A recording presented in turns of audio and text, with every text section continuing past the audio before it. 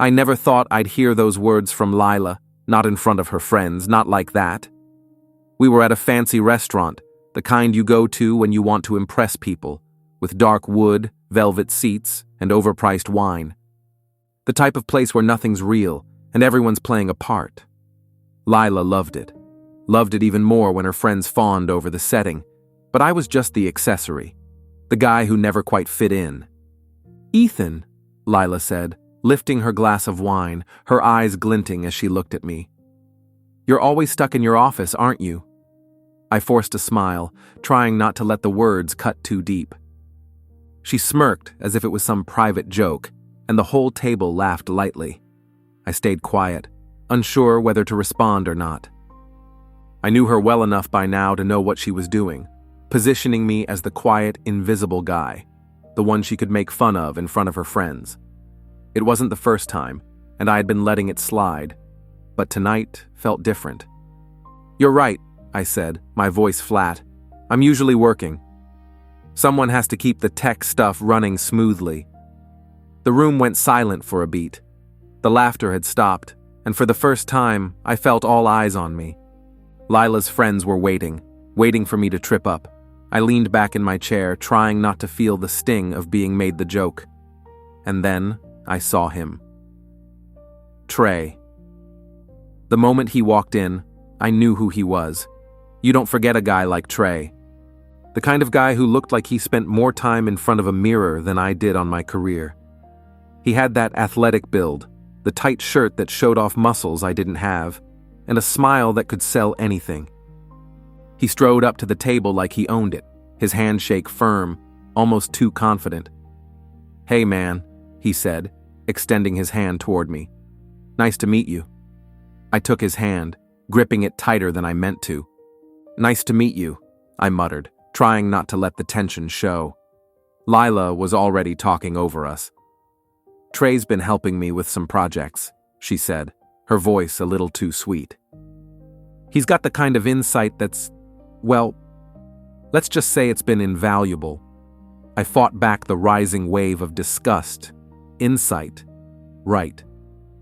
The kind of insight that probably involved late-night phone calls, secret texts, and everything I had already suspected but had never confronted.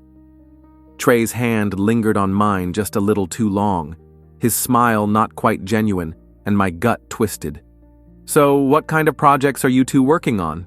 I asked, forcing a casual tone, but the words tasted bitter in my mouth. Lila exchanged a look with Trey, a silent communication passing between them before she answered, "Oh, you know, business stuff. It's more about the connections. Trey's been an excellent resource." I nodded, trying to keep my composure. She wasn't even pretending anymore. I was invisible. And Trey? He was playing along like a pro, just another piece of the puzzle I didn't fit into. The conversation turned back to business, to names and plans I didn't recognize. I sat there, trying to keep my focus, but feeling more and more like a stranger in my own life. The wine kept flowing, the laughter grew louder, and I was lost in the noise. The whole evening felt like an endless stream of superficial chatter. And then, she did it. Lila raised her glass, drawing attention with a gleam in her eye. "I'm so glad you're all here," she said, her voice dripping with sweetness. "But I have some exciting news to share." She glanced at me, and for the first time that night, there was a challenge in her gaze. "Ethan and I are really good at what we do, but there's always room for improvement, right?" I didn't respond, knowing exactly where this was going. It was the same tone she always used when she was about to turn me into the joke of the evening. The one where I was supposed to laugh along and play the part, but I wasn't going to play this time. "I've decided," she continued, pausing for effect, "to take things to the next level. And that means having someone who really knows how to get things done. Someone who's got that, how do I put it? That certain energy." She turned to Trey and winked. Someone like Trey. Trey's grin widened, and the room seemed to hold its breath. I glanced around at the table. They were all leaning in, waiting for the punchline. I could almost hear their laughter building in the background. I felt a cold rush in my chest. I forced a smile, trying to make it sound casual. "Oh, I get it. Trey's replacing me, huh?" The table went quiet. Lila didn't flinch. Instead, she leaned forward, her voice smooth and almost too sweet. "Well," she said, "maybe not replacing you, but let's just say Trey's got a different skill set." The table erupted into laughter, and I sat there, frozen. She hadn't even bothered to disguise it. It wasn't just the joke. It wasn't just the humiliation. It was the fact that she thought I wouldn't care, that I was just the punchline in her life. I stood up, knocking my chair back with more force than I intended. "You're right," I said, my voice even. "I don't belong here." I didn't wait for a response. I turned and walked out, the confused stares of her friends burning into my back. As the door swung closed behind me, I felt a strange calm settle over me. Whatever she had planned, whatever games she was playing, I wasn't going to play anymore. The next few days blurred together. Lila's stunt at the restaurant should have been the last thing on my mind, but it wasn't. It wasn't just the public humiliation. It was the realization that I'd let her take control for far too long. I had let her dictate everything, our life, our marriage, and even how I saw myself. The worst part? I didn't know what to do about it. I could have stormed back to that restaurant, called her out, made a scene, but I didn't. Instead, I did what I always did. I played it cool. I told myself things would blow over, that she'd apologize, but deep down, I knew she wouldn't. That night, lying awake, I thought about my future, and I realized it didn't look good. I worked in IT, doing incident response. It wasn't glamorous, but it was steady, and I was good at it. But that wasn't enough anymore. Then, the email came. Subject: Congratulations on your new role. I blinked at the subject line, confused. New role? I opened the email, and sure enough, my company was promoting me. More responsibility, more pay, and more respect, or so it seemed. I scrolled through the details. They wanted me to take on a role overseeing risk management for big events like Skyglass, a new high-rise hotel. I'd be front and center, dealing with vendors, overseeing events, and making sure things ran smoothly. At first, it didn't make sense. I'd been so focused on Lila's performance, I hadn't paid attention to my job. But now I realized this was more than just a promotion. It was an opportunity to make a real change. I didn't tell Lila. There was no point. She wouldn't care, and I didn't need her approval. The promotion wasn't for her, it was for me. But there was something else. The timing felt too perfect. It wasn't a coincidence. And I had no doubt Lila had no idea that, while she played her little games, I was about to climb the ladder. And that was just the beginning. 2 days passed since I got the promotion, and I hadn't told Lila. There was no rush. It didn't matter to her. She never cared about my career. Her focus was always on herself, her image, and her little schemes. But this promotion, this was different. I wasn't just a tech guy anymore. I had leverage now. I couldn't let her have the upper hand anymore. I wasn't going to sit back and let her keep running the show. I was going to take control. That's when I started thinking about Skyglass. Skyglass wasn't just another high-rise project. It was a brand new, luxury venue in Harbor Point, a place Lila would never miss. She had already been talking about it nonstop, a glimmer in her eye whenever she mentioned its opening. This was her world, the glamorous, flashy, high-profile events. And I was going to use it. I spent hours poring over Skyglass's project documents, vendor contracts, event risk assessments, guest lists. I didn't care about the trivial stuff. What mattered were the gaps, the little things that could be exploited. And I found them: vendor overcharges, shoddy clauses, promises that could easily be twisted into liabilities. I wasn't going to let Lila or Trey's cozy little arrangement slip through the cracks. Not now. The more I read, the more I realized how much leverage I could have over the event. All I had to do was play my cards right. The next day, I visited the Skyglass site. The building was still under construction, but I didn't need to be there for the reason they thought. My new role in risk management gave me the perfect excuse to check out the space, but that wasn't my real goal. I knew the hotel's layout, but I needed to see it firsthand, to get the lay of the land. The glass walls, the modern design, it was everything Lila dreamed of. The people she adored, rich, influential, would be here. I wandered through the skeletal space, the workers giving me barely a glance. But then I spotted it. The conference table in the planning room, scattered with papers. I moved quickly, snatching a vendor contract from the pile. My heart skipped a beat when I saw the name on the contract, Trey Donovan Catering. Of course, I'd seen enough.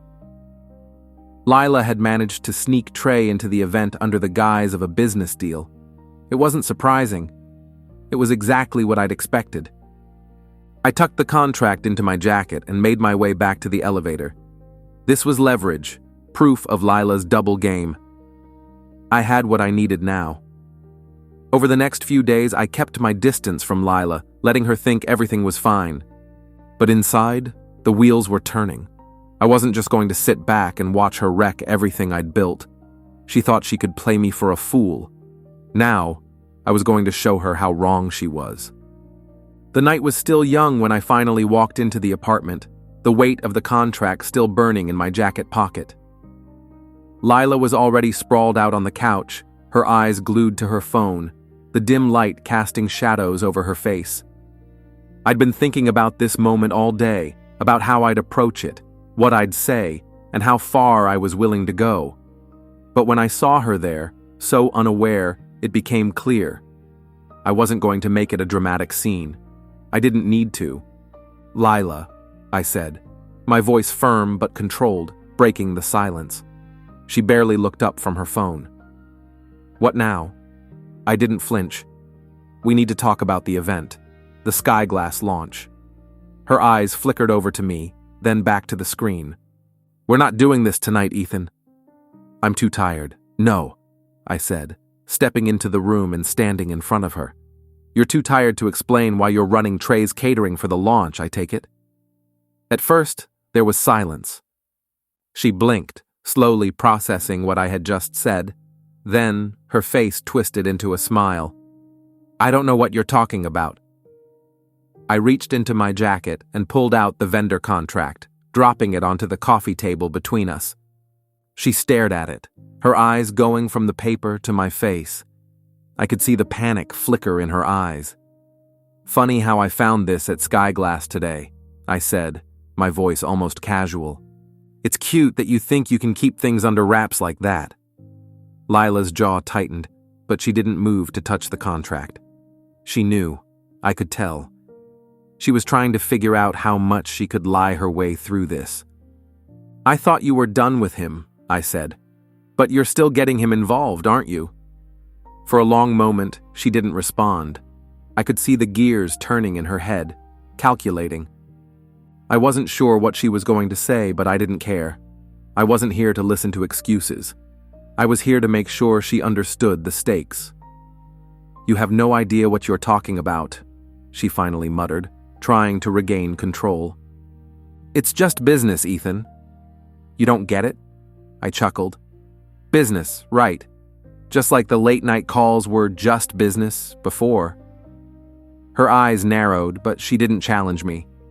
Instead, she dropped her gaze to the contract, clearly trying to find something to pick apart. "You're really going to go after me like this?" "No," I said, taking a step closer. "I'm not going after you. I'm going after what you've built. And I'm going to make sure the people who matter know exactly what kind of business you're running."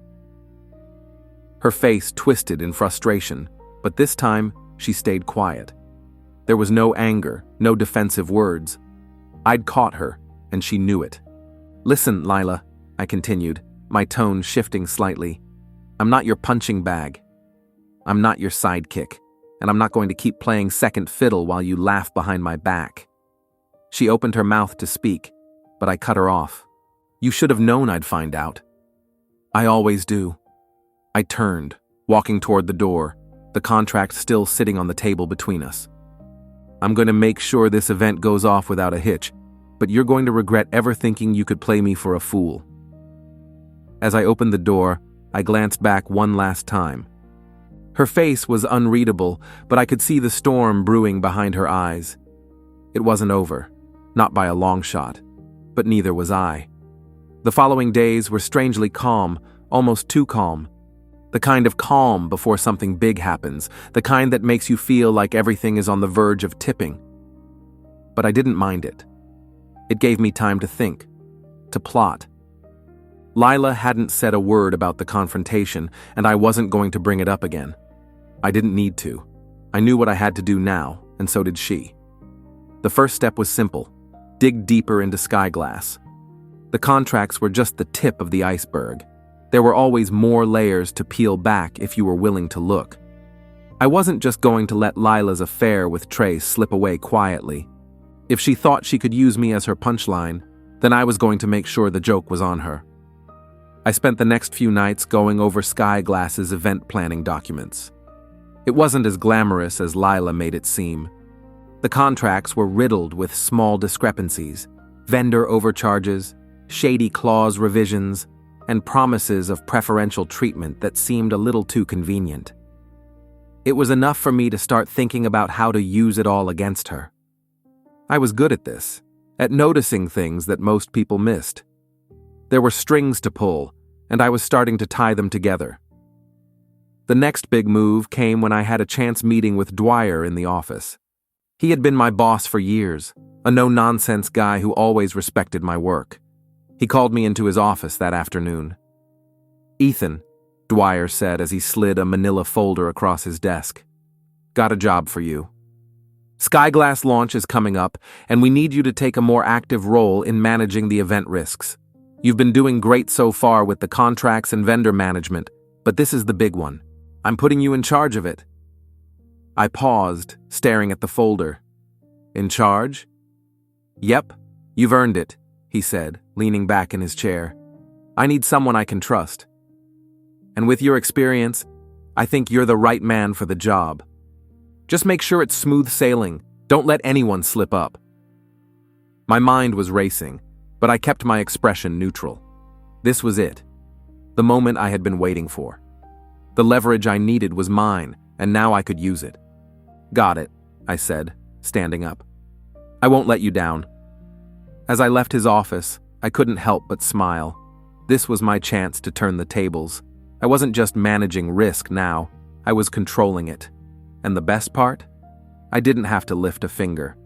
The system was already stacked in my favor. Later that evening, Lila came home late, as usual. I didn't expect anything different.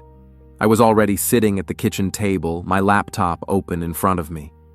The hum of the computer felt like the background noise to the storm brewing in my mind. She came in and tossed her keys on the counter. "Busy day?" she asked, her tone distant, but not in the usual way. This time, there was something almost passive-aggressive in her voice. "Yeah," I replied, without looking up from my screen. "Had a nice talk with Dwyer today." She stiffened just slightly. "What about?" "Skyglass," I said, letting the word hang in the air between us. "Looks like I'm overseeing the event now." Her eyes flickered, but she quickly masked it with a forced smile. "That's great, Ethan. Really great." I glanced up, watching her as she tried to play it cool. "Yeah, should be interesting. A lot of responsibility, you know." She nodded, but the tension in her posture told me everything I needed to know. She wasn't as calm as she was pretending to be. "So," I said, closing my laptop and standing up, "I've been going over the vendor contracts. Some interesting stuff in there." Her smile faltered, and she quickly reached for a glass of wine. "What are you talking about?" "I don't know," I said, keeping my voice casual. "I'm just surprised that Trey's company got the catering contract. Seems like a good deal for him, doesn't it?" Her hand froze, the glass halfway to her mouth. She slowly set it down, her face hardening. "You don't know anything about this, Ethan." "I do now," I said, stepping closer to her. "And I'm starting to think you're a little too comfortable making decisions without involving me. You know, I thought we were partners, but it seems like I'm the last one to know about these things." Her eyes narrowed.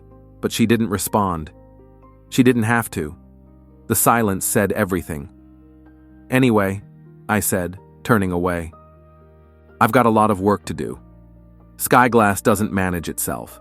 Lila didn't say anything as I walked past her, but I could feel the weight of her gaze on me. She knew it was only a matter of time before everything started to unravel. As I sat back down at my desk, I felt the adrenaline begin to kick in. This was the game I'd been waiting to play. I was done being the one who sat on the sidelines. From now on, I was the one pulling the strings. The pieces were in place. It was only a matter of time before everything fell into place. The next few days felt like they passed in a fog. I was busy with work. Skyglass was coming up fast, and Dwyer had handed me more responsibility than I expected. I dove into it, using the project as my cover while my plans started to take shape. But my mind kept drifting back to Lila and Trey. I couldn't get the image of them out of my head, how comfortable they were, how she acted like I wasn't even there. I had to make sure they knew I wasn't going anywhere. I saw Trey again on a Thursday afternoon. I had to walk by the gym on my way to a meeting, and there he was, standing in the doorway, flexing his arms in that obnoxious way he always did. He caught sight of me and flashed that arrogant smile, the one that made my skin crawl. "Hey man," Trey said, his voice syrupy sweet. "Long time no see." I stared at him for a beat longer than necessary. "Yeah, guess you've been busy." I took a slow step forward, keeping my eyes locked on his. "Still playing the part of Lila's, business partner?" His grin faltered, but he recovered quickly. "It's not like that, man. You know how it is. We're just getting some things in order for the launch." "Right," I said, taking another step closer. "I hear you're doing great." "Real great. Catering for Skyglass and all that." Trey's smile grew tighter, but he didn't back off. "Yeah, it's good. Real good. Lila's been great to work with." I leaned in a little closer, just enough to make him uncomfortable. "You know, I thought I'd check out the contract for the catering. A little surprised there. Didn't know it was your company running the whole thing." His eyes shifted, and I saw that flicker of panic, just for a second. "Look, Ethan, it's just business. Nothing personal." "Oh, I know," I said, letting the words drip with sarcasm. "Just business. Can't mix personal with business, right?" He took a step back, raising his hands. "Look, man, I don't want trouble. Lila and we're just trying to make things work." I couldn't resist. "Funny, Lila never mentioned you were making things work in the way I'm starting to think." Trey's expression hardened, but he didn't say anything else. I could see the frustration boiling behind his eyes, but it wasn't enough. I wanted more. I took a step back, turning to leave. "You know, I've been thinking about this whole situation. You're right. It is just business. But sometimes, business can turn personal, can't it?" Trey stood there, his fists clenched by his sides, but he didn't move. He didn't have to. I'd said everything I needed to say. Later that night, I didn't bring up the confrontation with Lila. I didn't need to. She was already on edge, and I could feel it. Every time she looked at me, it was like she was waiting for me to explode, but I didn't. I was done with the emotional games. I was playing this on my terms now. Skyglass was coming fast, and I had everything I needed. I wasn't going to let her or Trey get away with this, not anymore. The storm hit the next evening. It wasn't anything dramatic, just the usual spring weather in Harbor Point, where dark clouds rolled in and the wind kicked up like it had a personal vendetta against the buildings. I knew it would be one of those nights where the city would lose power, the streets would flood, and everyone would be scrambling. Perfect. Skyglass was hosting a small private event for select sponsors and partners at the venue that evening. I was supposed to be overseeing security measures for the event, but instead, I was more interested in making sure Lila didn't get to walk away from this untouched. The venue was a few blocks from the boardwalk, an area that still had a hint of old coastal charm beneath the glossy veneer of the new development. I could hear the storm starting to rumble in the distance, the wind picking up and rattling the windows of the high-rise. I arrived early just to take in the atmosphere and assess the mood. Everyone was still buzzing about the event. No one had a clue what was coming. Lila was already inside, laughing with a small group of sponsors, looking radiant in that way she always did when she was surrounded by people who could help her climb higher. She caught my eye across the room and gave me a tight smile, the one that said, "I know what you're up to." I didn't smile back. I didn't have to. The event was already in full swing when the power flickered once, then twice. I could see the reaction in the crowd, slight panic, murmurs spreading from the front to the back of the room. It wasn't enough to be noticeable to the untrained eye, but I knew what it meant. Skyglass's brand new electrical system had just taken a hit. That's when I made my move. I slipped out through the back of the building, avoiding the security detail and taking a route I knew all too well. I wasn't just playing the part of the underdog anymore. I was here to win, and I was going to make sure the people who needed to see the cracks in the facade saw them. The storm outside was picking up, the wind howling like it had a score to settle. By the time I reached the service corridor, the lights had gone out completely.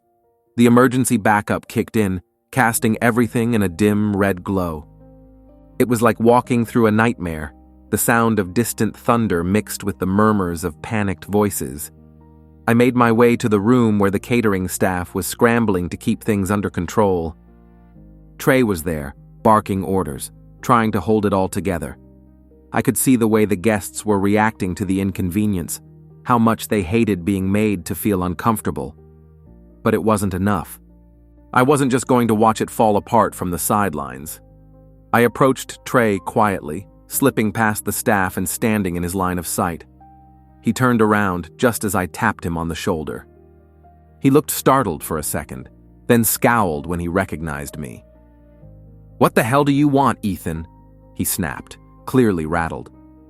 "I just wanted to let you know," I said, keeping my voice low but clear, "that I've been keeping an eye on things. You've got a lot of people relying on you to make this work." Trey clenched his jaw. He was trying to maintain control, but I could see the cracks. "What's that supposed to mean?" "I'm just saying," I continued. "It's interesting how a little bit of risk starts to catch up with you when things go wrong. I'm sure it's nothing you can't fix, right?" He stepped forward, getting in my face. "You think you're better than me? You think you can scare me?" I didn't flinch. "No, I think I can make you visible. All it takes is one small mistake, one bit of public fallout, and you won't be in charge anymore." His expression faltered for a second, the vulnerability showing through. But then, as if snapping back into character, he straightened up. "You don't know what you're talking about." "I've got everything under control," I raised an eyebrow. "Really?" "Because I just got an alert that the backup generator's faulty. That could mean some serious liability for the event. It's funny how no one knows about that yet, huh?" He stepped back, looking like he had just seen a ghost.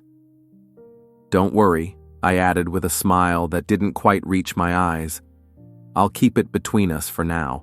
But I wouldn't want to see anything happen to your reputation." Trey opened his mouth to retort, but no words came out. He was stuck, unable to do anything without making it worse. I didn't need to say anything more. The message had been delivered. I turned and walked away, heading back toward the main event area. The storm outside had started to pick up again, and I knew that the timing was perfect. I wasn't going to be the one holding the pieces together tonight. That was Lila's job. And soon enough, she'd realize how much I'd been watching, how much I had learned. As I walked back through the corridor, the power went out again. This time, it stayed out. The dim red lights flickered once, then died completely. The building was plunged into darkness. Outside, the storm was raging. The storm raged on into the night, the wind hammering the city like it was trying to break something. Inside Skyglass, the event had gone from bad to worse. The power was still out, and panic was starting to set in. Guests were huddled in corners, whispering, trying to get their bearings. Trey was visibly sweating, his nerves fraying as the minutes passed with no resolution. I stood on the edge of the chaos, watching it all unfold. The catering disaster, the flustered staff, the clients grumbling in their expensive suits. It wasn't the storm outside that worried them. It was the unraveling inside. It was only a matter of time before everything went public. I wasn't going to let it happen that quickly. Not yet. Lila was still trying to keep everything together, hovering over the guests, offering apologies, managing damage control with a practiced smile. But I could see the cracks. She was losing her grip. I took a step toward her, and she saw me coming. For the first time in days, there was no smug expression on her face. Instead, she looked like a deer caught in headlights. "Ethan," she said, almost too casually. "What's going on? Why are you still here?" "I could ask you the same thing," I replied, keeping my voice steady. "But I think we both know the answer." Her gaze flickered to the guests, to the mess she was trying to clean up. "This isn't the time." "Oh, I know," I said. "It's never the right time, is it? But I think it's time we stop pretending this isn't falling apart." She didn't answer, but I could see the panic in her eyes. I'd never seen her look this vulnerable before, not when everything was working in her favor. "You're losing control, Lila," I said, voice quiet but sharp. "You and Trey both. And I'm here to make sure everyone knows exactly why." Her jaw tightened. "You're not going to do this tonight, Ethan. Don't make this harder than it already is." "Make what harder? The truth? I'm not the one making things difficult. You did that all on your own." I turned away before she could respond, walking toward the exit. The storm outside had reached its peak. The sirens were wailing in the distance, and the streets were flooded. But in that moment, I didn't care about the weather. I didn't care about the power. I didn't care about the event. What mattered now was that everything was in motion. It was too late to stop. The next night, the storm had passed, leaving behind a cold, clear sky. The world outside seemed to have reset itself, but inside Sky Glass, the damage lingered. The launch gala was back on, and the event was being pushed through despite everything that had gone wrong the night before. But it wasn't going to go the way Lila thought it would. Not anymore. I stood at the entrance, watching the stream of guests arrive. The chandeliers glittered above, casting cold, artificial light onto the marble floors. People were moving in groups, some of them laughing, but most of them were checking their phones, looking at the situation like it wasn't exactly what they had expected. The whispers were already spreading, about the power failure, about the catering problems, about Lila's role in it all. And I knew the exact moment when Lila spotted me standing near the entrance. Her eyes went wide, and for a brief second I could see the mask slip. The confident woman who always had an answer for everything looked uncertain. It was exactly what I wanted. She approached me, her face set in that practiced smile, but her eyes were frantic. "Ethan," she said, taking a step closer. "What are you doing here?" I didn't smile back. "Making sure everything goes smoothly." "You're welcome, by the way." She forced a laugh, glancing at the crowd, then back to me. "Please, this is not the time." "Oh, I think it's the perfect time," I replied, my voice low. "You and Trey have made quite a mess, haven't you?" I'd hate for anyone to miss the details. Her face tightened. "Don't start with me, Ethan. I've got enough on my plate without you making it worse." "Making it worse?" I asked, letting the sarcasm drip from my voice. "Lila, I'm not the one who's been making deals behind closed doors. I'm not the one who's been hiding this from the people who matter." She didn't say anything, but I could see the frustration building in her. She was trapped now, and I wasn't going to let her escape this time. "You think people don't know what's been going on?" I continued, stepping a little closer, making sure I had her full attention. "You think they haven't figured out that the only reason Trey's company is catering this event is because of you?" Her breath caught, and she flinched, but it wasn't enough to stop the words from landing. "I'm not going to let you keep skating by, Lila. Not anymore. Everyone here is waiting for you to screw up, and it's coming. You've been playing with fire for too long." Her eyes flashed, the last bit of her composure slipping. "I don't need this from you, Ethan. You're not even part of this world." "Oh, but I am now," I said, taking a step back. "I'm running the show tonight, whether you like it or not." I turned to walk away, leaving her standing there, rooted in place. I could feel her eyes on me as I moved through the crowd, each step filled with purpose. She wasn't the only one who could control a room. The gala continued, but the air was different. You could feel it in the way people moved, in the way they glanced at each other when they thought no one was watching. The whole night felt like it was teetering on the edge, ready to come crashing down. I had done my job. I had made sure the right people were watching, made sure the cracks in the veneer were visible enough to be noticed, but not too loud to create chaos. But something else was starting to happen. I was getting closer. I wasn't just Ethan anymore. I wasn't just the guy who sat quietly in the back. I was becoming the story. I walked toward the bar, scanning the crowd as I did. Lila was still working the room, doing damage control with that perfect smile plastered across her face. Trey was nowhere in sight, but I didn't need to worry about him for now. His part in all of this was already sealed. I spotted Gavin Pike by the far corner of the room, laughing too loudly as he spoke with a group of investors. I made my way over, the conversation buzzing around me like static, but my focus was on Gavin. He was one of Lila's close associates, the one who had helped her with some of the arrangements behind the scenes. He was just as shady as she was, but a little more brazen. Perfect for what I needed. I approached him quietly, catching his attention just as he took a sip of his drink. "Gavin," I said, keeping my voice casual, "how's the night going?" He turned, and for a second, his expression flickered with a flash of recognition. "Ethan," he said, his voice a little too smooth. "Great, as usual. We've got some big things coming. You know, big plans." "Big plans, huh?" I said, leaning in slightly. "Interesting. I'm sure you've got some good connections in this room." "I'm sure I do," he said, giving me a look like he wasn't sure where I was going with this. But I could tell he was already on edge, the weight of his words more out of defensiveness than confidence. "Funny," I said, "because I've been hearing some things. About Lila's arrangements. Funny how everything's coming together, isn't it?"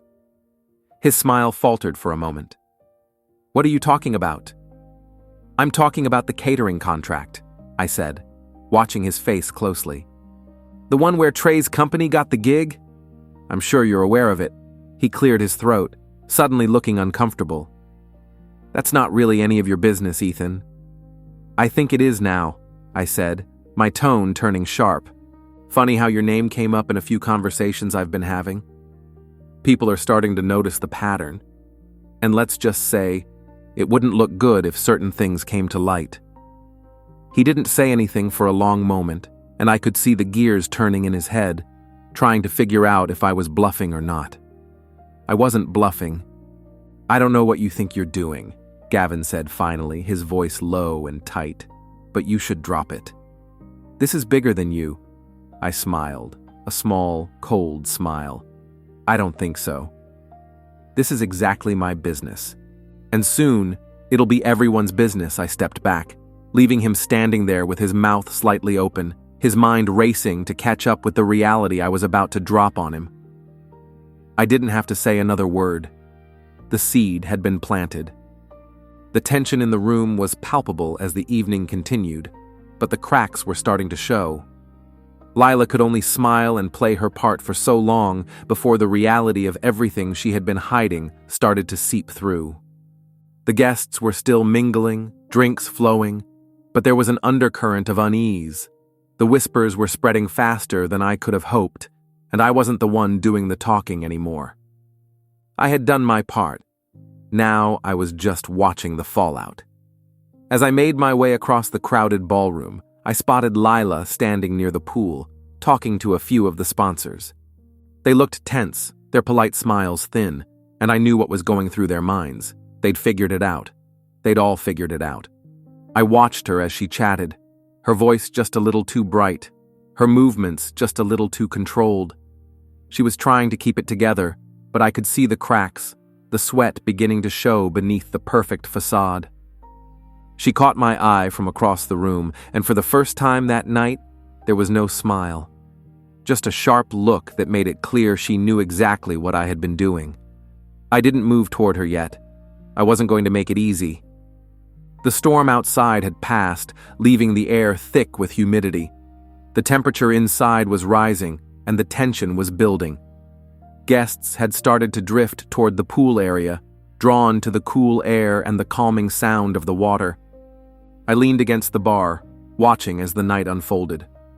I wasn't in a rush. Everything was falling into place, and I was content to let Lila make the first move.